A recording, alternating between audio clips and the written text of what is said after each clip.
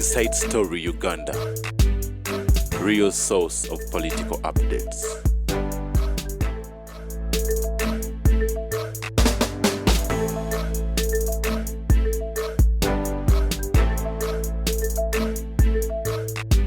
Goes ahead and make a recognition statement, she will go. But in a political base. Yeah. Once you saw an area, your area where you come from, concentrated with the leaders, you have Jejo Dong is a Muteso. You have the director of Yeso is a Muteso. You have the speaker is a Muteso. You have Mukula Sek is a Muteso. You have a vice president who is a Muteso. They must government number. They must sort out themselves. Betes. By no kubako. Knockout. Kirizo baganda. You bagiyita group of death. Mumupira. Mwena muli bamanyi. Naye omuntu knockout the problem. Definitely jana ngena yakubiddwa. Bamu ogende bwe tutayina sente. Definitely gena njina. Go home and sleep. Oba mwamusula wateyo. Tosobola kumpa bya ambassador ebyo. Nze singa omulenzi ono Ssaabajoozi Kongolo singa yandika n'enkola emirimu gyange n'atannumba sirina kye mbabanja kubanga nze okuva ne nali spokesperson wa president emyaka 14 sirina kifo kirala. Museveni would have retired me nanga ndigende wokola ebibyo would have sent me for further studies but to be in government to do what? Over the highest yes one. They can be the minister nswera amazi. Me to be the minister nswera amazi. I wanted wali okula nokkiriza embeera Katumba Wamala bagenda kusanga obuzibu. Katumba Wamala you were general can't rest at your farm. Why do you go to works over the involved in Uganda Airlines ofiirwe wano tulina omusajja bamuyita Abraham Waligo yali prime minister wa Okero Lutwa bano ne bamulonda okubeera cement chairman wa Kago bamusiba ng'ennyonyi ya Uganda egenze again. I don't want to be in politics under this government. Ndikola mundala ya Bobby eri mukubo kasoli ambadde nga board already eno siyinza ndi musajja nga Black mu kibi wali minister of foreign affairs ndi ambassador nswera amazi naye okumanga government ogikoyi n'ebyambalo byokka yenna amasuuti gange mbadde mayo otandise okudda mu kibiina singa Museveni yakwata sente n'azimpa ti mwana wange onkoledde nnyo genda ogumule. I don't have any future in this government. Sina future mu government yenu. Sida mubakoleramu. Ate nkolebwa. Akati nkolebwa. Where can I work? Museveni killed my political career. He gave me an important job. Ntingene mu New Vision. Katumweza. I can nalinja kuta. Nalinja baka sajjagu. Yakuona. I can jefu Mirundi ya jobo. Genda kwenyoko. Tomuvuma musonyiwe. Ate Mirundi omwoti omulimo. Museveni nkoledde Museveni emyaka 14 aso his spokesperson sina wala wenda kati New Vision swera amazi New Vision timyamwe wako of New Vision ana minister of information swera amazi I went home no bibako poor as I am I went home I cannot. But are you satisfied? Sisobola kola mulimu mulala gwonna. I'm a leader in politics in spite of my age. Kwandetera mulimu mulala gwonna wange. You bring an appointment, I shoot you. Okay. Okay, I'll just take it. So parliament, anytime. I shot you in the head. I need the money.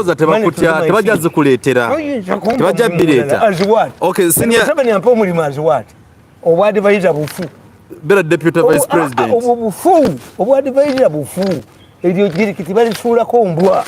You're quite advisor. Yes. They cannot be an advisor. Ngotwa ne full figure wali ne jirikiti eyo mbwa eri jirikiti bali sula ko mbwa tisobola ebigamba bino ebyogedde bya senior Mirundi nati abantu amenze mbatya. What the president would have done is to give me money na send off. You are now you have served me nga kwebaza. You have reached the echelon of the administration. All right. Having been ntingende kati nabo saitingende mu foreign affairs nswera amazi ntingende mu gondi nswera amazi kali agamba kubera mwogezi wa president agamba nankani tugaveeko tudde ku no full minister. I cannot be a minister. Me I cannot be a minister. When ministers used to come to me to do for the attention of the president, what I need is money to invest in my private work. Sina wala wenkola. Okay. ekyo kikulu nnyo. Ne nkugamba yo omukyala Betty Amonge. Betty Amonge alina okumanya. We have what you call stop gap appointment. Stop gap appointment. Nti otunulira omusajja ng'ono bwe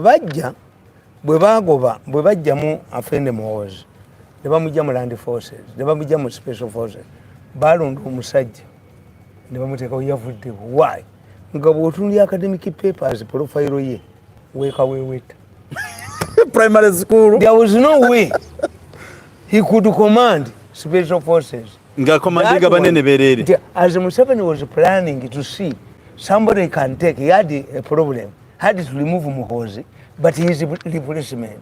So he said, for the time being, let me put it to you, there was a time we were under Gundi, Biekwas, as Inspector General of Police. Nenga mu tradition ya police, owa fire, no walere, temuva mu Inspector General of Police. Biekwas era bamujjako ne bawodomero. Kati nono omukazi kubwa speaker yajjako because of the confusion. As things settled down, Amonge will leave the speakership to her deputy. Any time from now. Anti-president was said, the former speaker cannot be appointed a minister. Amonge is going to be a minister. Let us bet my money. Amonge. Enaku z'omwezi bwezi kyo. Kiwandiike wano. Daire engineer. Amonge is going to be a minister. Enaku z'omwezi 15 nkiwandiise. Tamale Mirundi predicts. Yes. Amonge is going to be a minister. Nkiwandiise ne parliament ya Uganda yino. Because nja kujijjayo nkikula mugamento. This time you predicted ebitaliyo. A president was said that a former speaker can be a minister or deputy prime minister. Bwekyo batamanyi. Kakati kitegeeza nti once a president is said this woman Amonge is going to become a minister. This deputy speaker will become a speaker. Tayebwa will become a speaker. Era bwe mutira kati okumanya your game eri planning. Of course will become a deputy speaker. Era nga bwe mwachi planning. Nze nkubuulira. Kuba kubanga ono bamuprovoke nze n'agwayo. Nze omulenzi ono ajoze family yange nange mukozeeko. Nange mugendera emizimu gyo. Nange ajja kutambulirako ne mu kagaali k'abalema. Alitambulirako ne mu kagaali k'abalema. Otuyambangako kintu ekyo n'otamukunamira. Ewaffe. Kasita mayinda go gakola. Ngenda ne mukolimira. Kati gwe kankubuulira. Nze I've never been provoked into fighting Museveni. And no one has ever seen that. I have never fought Museveni. I've never fought with the Kabaka. Why? I'll be misunderstood. So when your enemies force you to fight Museveni, or the first lady, or with kakati Amonge ekizibu kyayina kana akawala simanyi bakaitaaniite kagamba bankubira amasimu bakola ki kana simanyi mugeti we simanyi tukobokani kali bali bakakuba mu UTL kakepangira kubayo tero nga bamaanyi nnyo bamunda bakakuba obujozi bwako getwe tukoboko nze nalivuddeyo tani wa Mirundi nga kyebasuulirawo nga ngende waffe mu ssabo nenga sijogedde nesobo likola mu government ya Museveni maze emyaka 10 tubonye bunye mu family omulenzi atujoze tomwogera amanya muleke naye tukeera mukolimira tukeera ekiro tukeera ne mukazi wange nefuluma ebweru nga ndi bwerere netukunama nengenda mu nsozi nemukunamira neyo kyakasaana nemusaanyaawo kasa tokitadde mu media bikolereyo mu nsozi zo kati nkugamba but for me I've never provoked to fight Museveni. There was no reason why the speaker would come out and say my vehicle is toiled. Oh. How do you know that the security has beefed up your security? How? The issue boss is Anita's. She's Anita's. You have your number 3, you can talk to the president. You can even talk to the army commander. Why do you bring it in public? Yes. Ate n'agenda yeeretera ekizibu nti omu ku bakuumi be yadduse. Lukira basajja ye yatandikiddewo kati mufunye lumbuli mufunye lukira basajja mufunye n'ono eyamudduseeko. What are you doing? Kubanga te public eyavudde kwona omukazi bamumuteekako. Omanyi mwe kye mutamanyi obubizi bwavangawa. baba mu bube nyine obubizo bwajanga ku parliament bwavanga babuletanga lubali takadaga omutwe head of security yaliwo but Mr. knows where he was and the boy came looking for him kati security yawo nti era bwe bagenda mu parliament nga parliament bagenda ogirwaniramu era baalira muzikiti how ne information eno jijjawa ati kyenkubuulira musowani bagaleka mu muzikiti kuba tebategeera what was the purpose of eating in omuzikiti mulimu ababakoleramu NRM erina abagikoleramu erina subterfuge erwanira munda nate obudde obusinga gavumenti webekadi ebyo bibaawo obudde obusinga era ekyo anti gavumenti ya Museveni terina opposition ejirina teriyo tugirina eya Bobby ayi Bobby terina let me tell you kankubuuza tubiveeko tugende katonda ekisolo kyesinga okutonda n'ateeka ku nsi kikisolo ki lyekkovu ekkovu lyekola lyokka saaviisi bwe lyetambula likola ekkubo biri ebyaffe ekkovu sajja ate ekkazi lyo lyeribulya nga lyagala ng'amakulu gaakyo kakati mu byobufuzi Museveni ebyo anti kyenkubuulira mu byobufuzi singa abakyala abo tebalina kye tubaagalako obanga nabo balina kye batuwagalako ensi teyali baddewo kakati in politics to fight for power you must have the urge to fight for power nti Ruto abadde akimanye Kenya Raila Odinga bw'alya the fate of my political career even relocated his businesses here kyavudde ajjayo n'agaki n'amaanyi gonna go mu buto yes kwe kuba bwangwe nange nkimanyi kyomulenzi ono ajoza famire yange emyaka 10 n'atuniimako n'atunyalako ate omuze omulenzi tumwingidde tutya omulenzi ono n'atuniimako n'atunyalako sinza mukiza kufuga Uganda bwafuga Uganda mpagira koni mulenzi ki simbawo ne koni mpagira koni mulenzi ki atujoze muhozi ajoze nnyo famire yange omulenzi tukeera ku makyani tumukunamira ntukunama ntugenda ku nsozi netukunama kasita tokunamira his excellence Bobby Wine basigadde kunama andi kyenkugamba tolwokuba omulenzi ontadde buntasi emyaka 14 ku mutwe nanniako nina okukkiriza nzikiriza emisango gye yazza aginnye mu kamwa nagaana that's why my survival even if my candidate is Muhozi your candidate yefu Muhozi nengo yambadde ebyaffe yefu Muhozi yambadde ebyaffe mpagira wakiringene ne mpagira Bobby Wine akabonero katandise ebyambalo byebyo bwatajja ono omulenzi najjayo omutwe oyo ajoze famire yaffe atuniedde ku mutwe atunyeddeko ajjako pologulamu zange mpagira enkobe no simba ono enkobe mpagira enkobe wagamba ine ekibiina ky'ekyembizi mpagira enkobe kyaddawa omulenzi ono bwe yesimbawo mpagira enkobe ekibiina ky'ekyembizi kyaddawa what am I explaining you have to be placed strategically between a rock and a hard place. Yeah. Kakati Ruto was placed between a rock and a hard place. Museveni was placed between a rock and a hard place. Yeah. The constituency bagigerrymandalinga. Abantu baba UPM ne babasiba. Which means they denied Museveni an escape route. Museveni had to endure 5 years in the bush. What if Museveni was not harassed?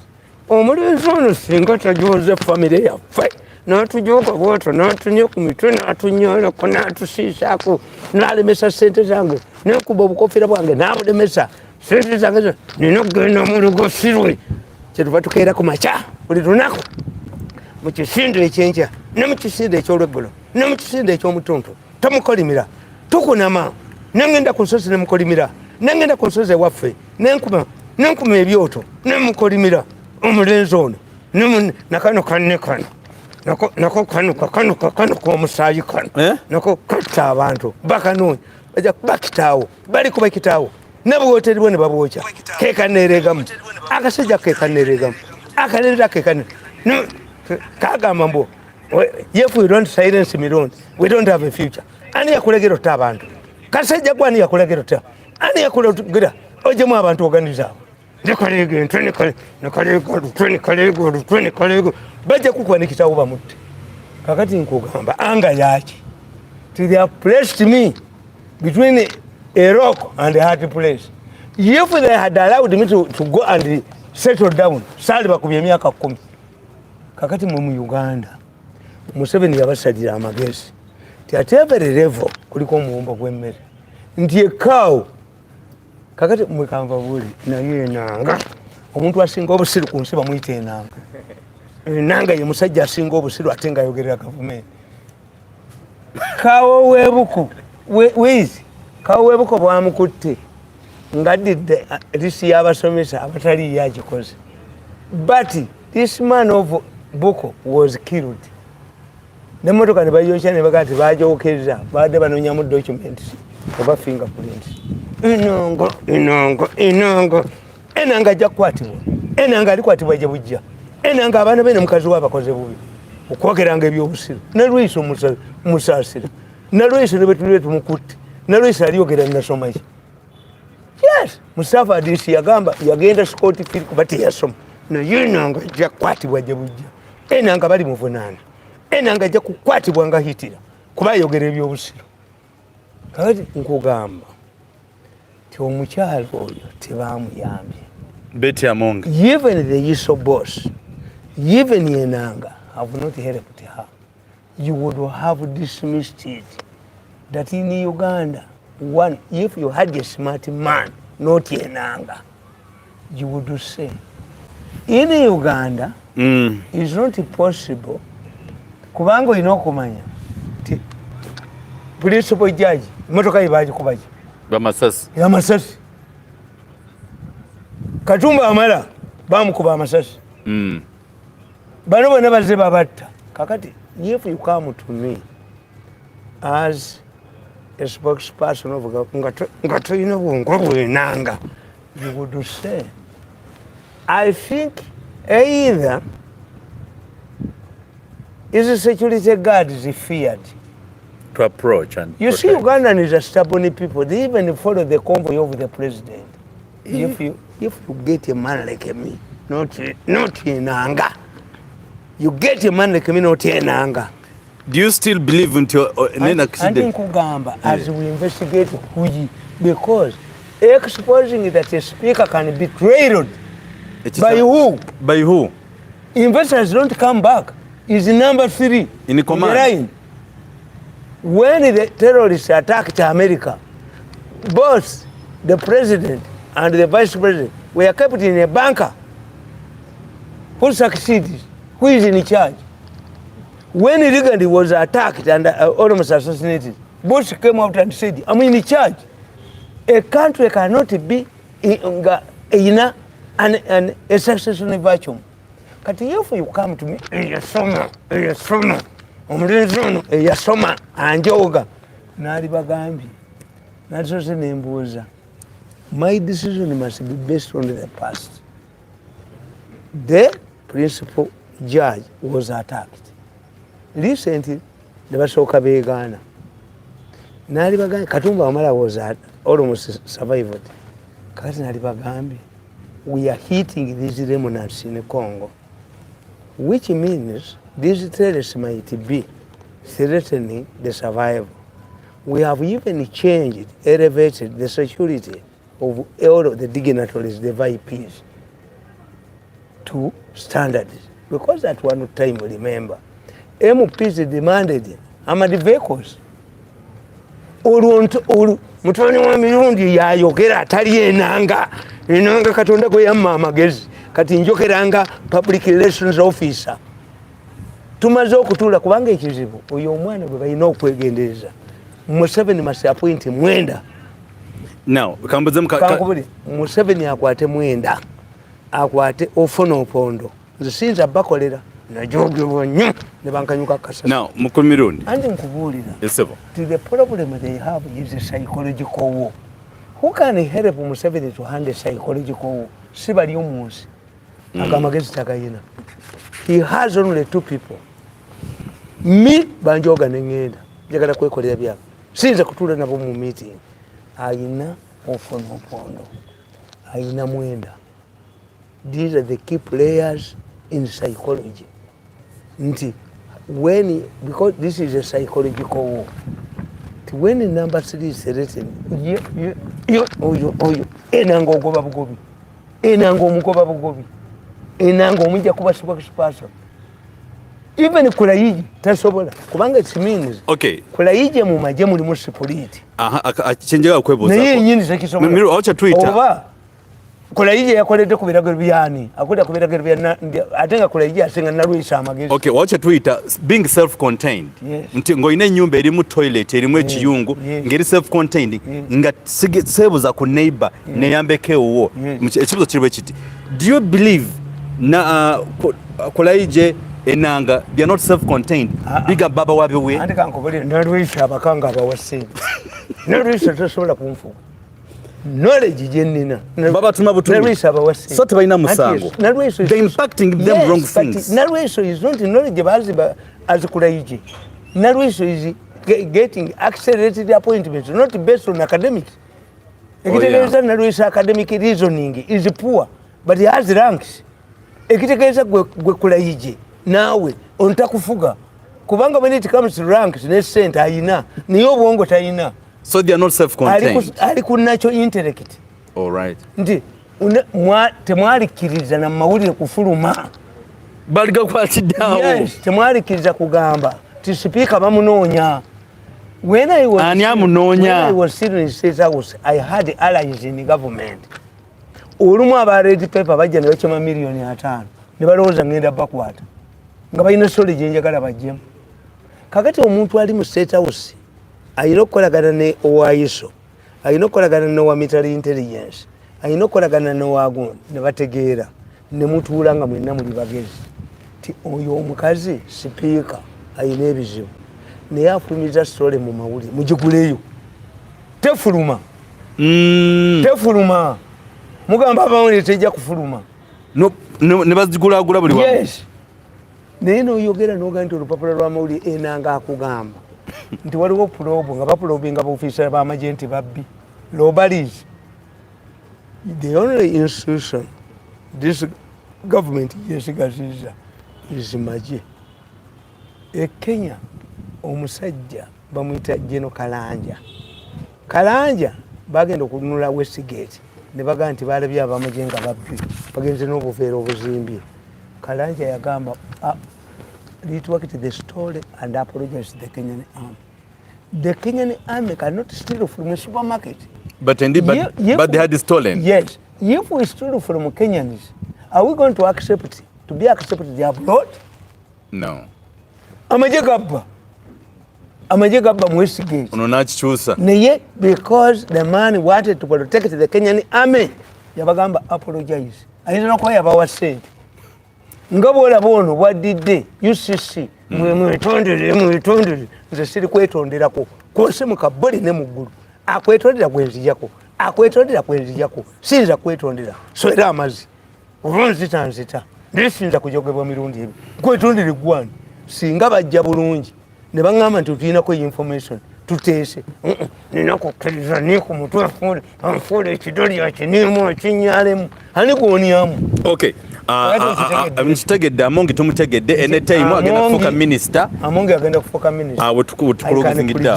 The way he came was because he gave money. Museveni is a slow mover but he moves precisely. But did you believe ebintu bya Uganda byo kutandika obusinga? Bitandikawo ebintu gundi bagala kumutta. Finally ne bamutta. Politicians ba Uganda tebabala.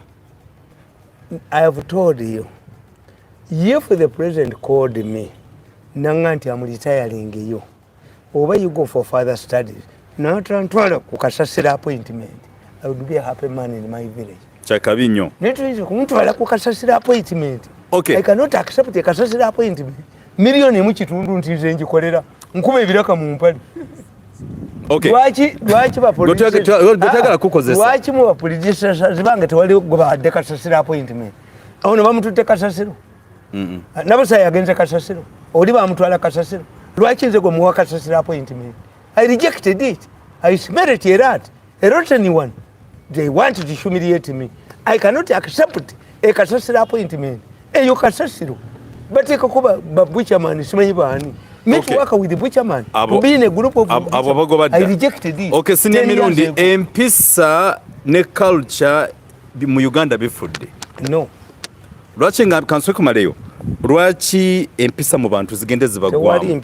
N'okukwata abantu nga tebakwatisiza na mpisa. Ngono mutabani wa Jakana. Mutabani wa Nadduli. Nono kisa kya gundi. Let me tell you. Mutabani wa Nadduli. Suleiman Jakana. Yerekere ebizibu. Ate nga abijjawa. Mutabani wa Nadduli. Yes, I agree with him because I'm a realist. Tita Nadduli yabayamba nnyo mu nsiko. But you must study. NRM isasula etya. Okay. Isasula mu kyeitu. NRM eyina currency yayo bagiyita nagisi currency. Currency kyeyo? Nagisi currency. Mu nsi yawa? They humiliate you. Mu Uganda mu? Nti emana like Nadduli bye yabakolera mu nsiko tebaali mu humiliatinze bwe bati. But there are many forces in NRM. NRM is not a cohesive institution. NRM mulimu sabotage, which is more powerful than Museveni. Sirabanga y'omuntu nganze singa nali mu UPC singa ndi mugagganyi no y'omuntu no kono akaina omusayi gw'abantu kanemeddeko bakajjako paka ne bakakuba lekita wako ne bakuba n'obwoteri bwako ne babwocha tekateka kaddukana entwe yaako entwe ya pusi kakati let me tell you nti lukwati mukyala Njuba yajja kaputeni era yagenze kaputeni. Why did Mukyala Njuba invite Bobi Wine? Mukyala Njuba invited Bobi Wine. Why? President Museveni went to Njuba's place and said he was going to support Njuba's daughter to stand in the constituency against Bobi Wine. As a result, Njuba's daughter put up a structure in the preparation of an election. They disappeared. Museveni never contacted them again. Ono driver kubata yali muwala wanju. What muwala wanju did in anger yakola ki? Yakwata structure ye najiwa Bobi Wine. As a realist, I know. What omwana Museveni tiyamwana wa minister, tiyamwana wa aladis. Museveni just disappeared in the field. I think other forces captured him. That is true. Yes. So no Nsongeyo. Mukyala Njuba na retiring ku level ya captain nga bwe yajja. You know the role of Mukyala Njuba. That is Nagisi currency. Nagisi currency. Bakusasula mu Nagisi bagita Nagisi currency. You are humiliated. You are not rewarded. Bakujogera ddala n'embwa ne bagikujjamu. What about Zizinga? How did Zizinga die? Yaleka abaana be ku munsi. Abantu abo bannaddoli ba Mukyala Njuba bwe batunulira bakajiji abatagenda ku munsi, the money they have, the structure they have, how would they expect them to react? Nti nze Mirundi batuuka okunjoga omulenzi nanjoga nanya ku mutwe nanyalako nankanyuka kasasiro bamuyinako semutumangako siina information nali mulabe tetugamanangako ku sente nakono n'olutwe lwako n'olutwe tinina okukita baniemu emisango gya njasame baniemu emisango gyabwe gye babavunaana eheere oba nina okuba naabona ennyo sente zange zonna ne baziremera buli sente gye mbabanja. I have to be a poor man. Nange enkolima kolima nnyo buli lunaku tukolima nemmanga akolima nabaffe bakolima. Lwaki empisa mu bantu mu Uganda zabaweddemu? Ate ziriwa omusajja nakunamira eggwanga nti omwana wa Nadduli Nadduli mwe temumumanyi. Nadduli yali director of health mu nsiko. Director of health Nadduli baalirayinganga ku ddagala lye. Nadduli yali atuuse ku level ekuba eddagala empiso naye bano yes Nadduli bamukwatako ne bamusiba ebbombo because of Nadduli's role in the bush. Ne bakwata emmotoka za UC ne zigenda ebbombo ne zefuula ez'obote. Nadduli yaddayo ewuwe ewaka okucekinga ku famire ye. Owa UC n'amulaba ne bakuba ennyumba ya Nadduli abaana ne bafa.